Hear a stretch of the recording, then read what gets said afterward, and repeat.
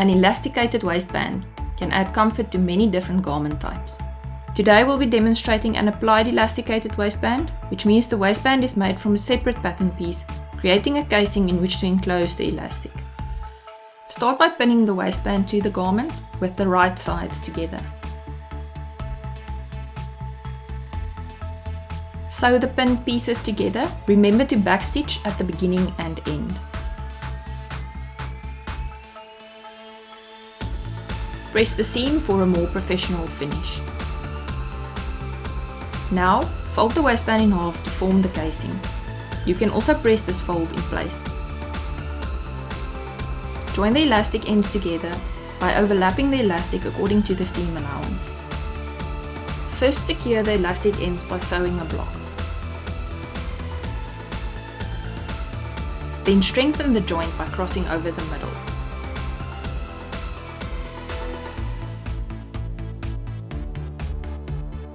Now it's time to quarter the elastic and waistband. Mark in the center front and center back by folding the elastic in half. Quarter the elastic to mark in the sides. You can either pin mark or use a fabric pencil to do this. Make sure to also quarter your waistband. Pin the elastic to the top portion of the waistband by matching your quarter markings.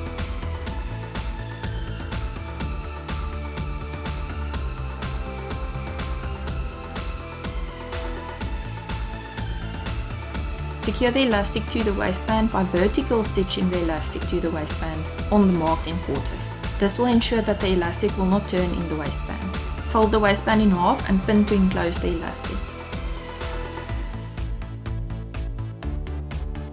Use the same machine settings as before to sew the casing closed.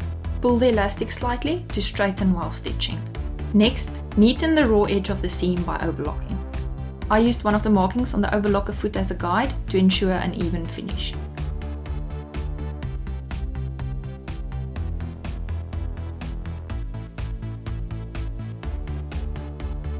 The last thing to do is to stitch in the ditch.